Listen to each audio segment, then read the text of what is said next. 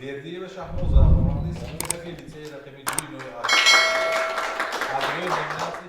ин духтараки 9 сола яке аз ғолибони осмони экологияи ҷумҳуриявӣ аст. Ёсуман Авазова хонандаи синфи дуюм мебошад. ӯ дар озмуни тозагии муҳити зист омили рушди ҷомеа дар номинатсияи ҳикояи беҳтарин иштирок намуда ҳикояеро бо номи «Серӯзи як баҳор» иншо кардааст. мазмуни ҳикоя тоза нигоҳ доштани атрофи мактабу муассисаҳои таълимро талқин мекунад. бо навиштани ин ҳикоя Ёсуман ғолиби озмуни ҷумҳуриявӣ гардид ва байни 26 нафар хонандагони вилояти Суғд соҳиби дипломи дараҷаи 2 ва 300 сомонии мукофотпулӣ гашт.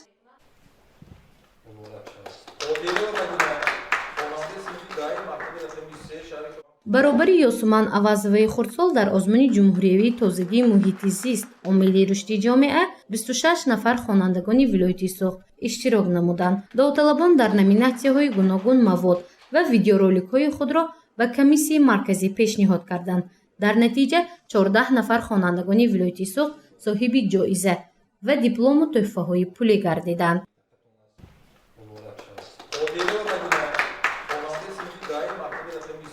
нозия Абдурасулова хонанда аз ноҳияи Бобоҷон Ғафуров аст. ӯ аъзои фаъоли мухбирони ҷавони муассисаи таҳсилоти иловагии рақами 4-уми ноҳия мебошад. ҳамчунин ин духтарак мухбири махсуси рӯзномаи бачагонаи вилоятии Лочин мебошад. ин аст ки вай дар озмунҳои сатҳи ноҳиявиву вилоятӣ ва ҷумҳурӣ фаъолона иштирок мекунад. дар озмуни ҷумҳуриявии ҳифзи муҳити зист видеоролики худро нозия пешниҳод намуд. мо бо муаллим Умаров Ҳомидҷон дар ҳамин моҳҳои август як видеоролик дар бораи тозагии муҳити зист омили ҷомеа тайёр карда будам. сардори раёсии ҳифзи муҳити зисти вилояти Суғд Абдуаҳад Ҳакимзода баробари табрики ғолибони озмун таъкид намуд, ки хонандагони шаҳру ноҳияҳои Панҷакент, айни Масҷоҳи Кӯҳӣ, ки ба минтақаи Зарафшон дохил мешаванд, дар озмунҳо фаъол нестанд. бояд онҳо низ ҷалб шуда донишу малакаи худро оид ба ҳифзи муҳити зист сайқал диҳанд. фаъолона иштирок кунтон ҳамсолои худ ҳам сабақони худро барои беҳбуди ҳамин муҳит, барои ҳамин ободу зебо гардондани Тоҷикистон чикунтон равона кунитон маслиҳатотитон. мана камтар вақт аллакай моҳи ноябр чӣ мешавад маъракаи ниҳолшумонӣ то моҳи апрел ҳаракат кунтон як саҳми худро барои хурраму сарбузгардондани худи ҳам муҳит ҳамун маҳал монитон.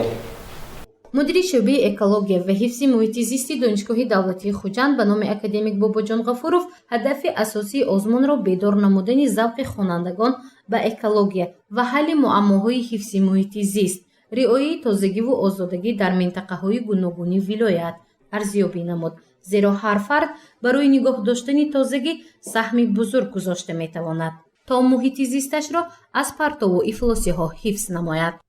мо замонҳое буд ки наметавонистем ба рӯи ободу зебою сарсабз гардондани ватани мо мардуми худаморо сафарбар кунем.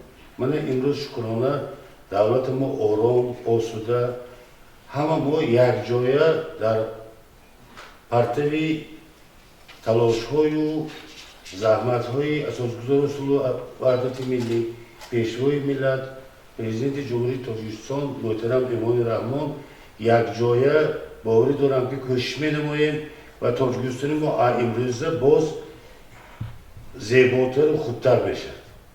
барои ҳамин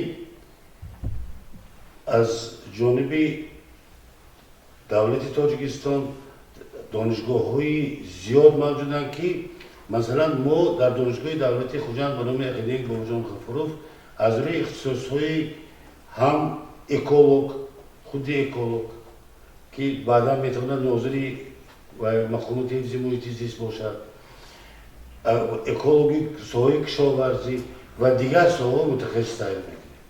ман имрӯз хурсанд ки даъвати раис ки инҷо ҳозир шудам ман ҳаминқадар кадрҳои ояндаи Тоҷикистони дӯстон ки метавонанд хоҳ тавассути донишгоҳи мо хоҳ донишгоҳи дигар маълумоти олӣ гиранд саҳмашонро дар беҳбудӣ беҳдошти муҳити зисти мо гузоранд.